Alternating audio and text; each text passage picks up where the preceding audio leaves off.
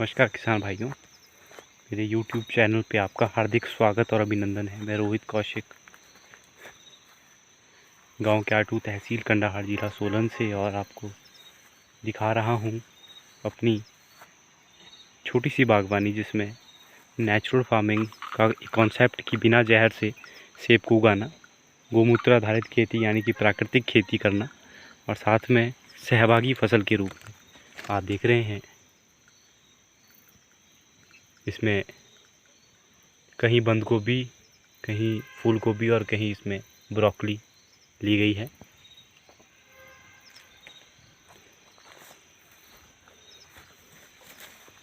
इससे पहले इसमें कैप्सिकम थी।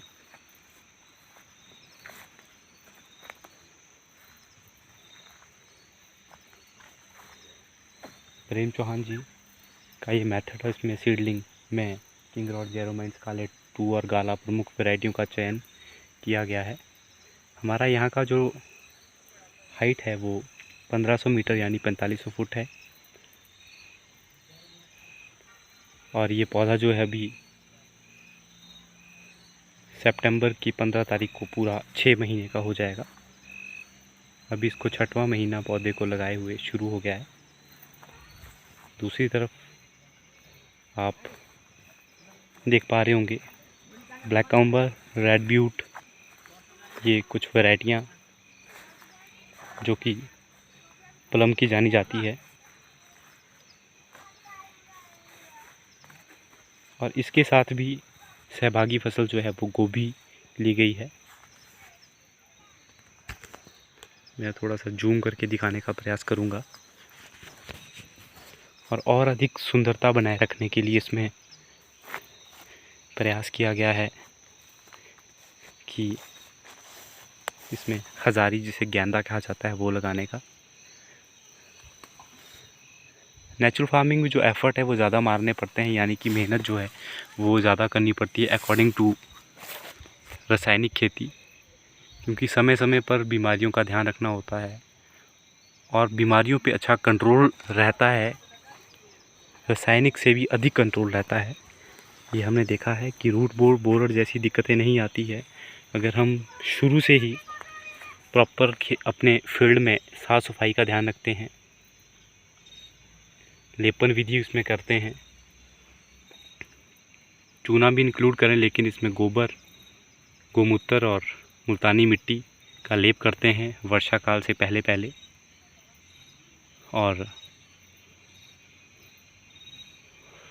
तो जो पौधे हैं वो, मुझे अभी सेब में इतना एक्सपीरियंस नहीं है, लेकिन फिर भी अगर मैं इसकी हाइट देख रहा हूँ तो मुझे ये लगता है कि ये नेचुरल खेती का ही एक कमाल है। प्रयास है जो हमारा सब्जियों में तो रहता है, लेकिन फलों में जो हमने इसको कन्वर्ट किया है वो भी नेचुरल तरीके से करना, तो उसमें हमने, मुझे लगता है कि ये एक बड़ी उपलब्धि होगी। विदाउट केमिकल कोई मुश्किल नहीं है चीज़ों को उगाना, लेकिन इसमें बस ध्यान ये रखना है कि आपने बीमारी से आने से पहले पहले ही कंट्रोल कर लेना है। और आजकल जो माह है वो सितंबर 2021, जिसमें कि बीमारियां अब काफ़ी कम देखने को मिलती है, क्योंकि जो समय है वो थोड़ा थोड़ा बदल रहा है आजकल के पिछले 2 महीने के क्लाइमेट के अकॉर्डिंग। तो बीमारियों पर भी अच्छा कंट्रोल रहता है, लेकिन फिर भी हमें विदाउट इन्विटेशन दिए बीमारियों को इसमें स्प्रे शेड्यूल जो है वो दोहराना ही पड़ेगा, वो हमें करना ही पड़ेगा। तो मैं ये कह सकता हूँ कि जीवामृत, नीमास्त्र, अग्नि अस्त्र और माइक्रोन्यूट्रिएंट, इन सब का मैं इकट्ठा प्रयोग, जो कि सारी दवाइयाँ मैं खुद बनाता हूँ पालेकर विधि से। सुभाष पालेकर जी से नौणी में इसका ट्रेनिंग की थी 2017 में, और उसको पहले अपनी सब्जियों पे अडॉप्ट किया और अब इसको जब अपने पौधों पे कर रहे हैं तो मुझे ये लगता है कि हो सकता है, बहुत आराम से हो सकता है। और कई लोग कहते हैं कि चौहान जी का मेथड जो है वो नहीं हो सकता है, लेकिन मैं कहता हूँ अगर क्वालिटी फ्रूट लेने हैं, अभी मैं कुछ दिन पूर्व ही उनकी एक जो टॉप का उनका सेब बिका है, इसी कारण से, क्योंकि वो सिंगल स्टैम्प कहते हैं और सीडलिंग वैरायटी लगाने के लिए कहते हैं कि सीडलिंग में जैसा आप देख रहे हैं ये मेरा मेन लीडर है, कंपटीशन अभी दूसरे प्लांट नहीं कर रहे हैं। अब मैं इसकी कटिंग नहीं कर पाऊँगा क्योंकि समय जो है वो ऊपर चला गया है। तो अब आगे अक्टूबर में जब मैं इसकी कटिंग करूँगा तो 6 इंच पे मैं इसमें कट मार दूँगा। मैं नहीं, स्वयं प्रेम चौहान जी को मैं इनवाइट करूँगा, वो इसमें कटिंग मारेंगे। सीधा कट मारना है, कैसा कट मारना है हमें इसकी नॉलेज नहीं है, लेकिन हमें नॉलेज लेनी है और हर नीचे से लेकर ऊपर तक हमने इसमें फ्रूट लेना है। और लगभग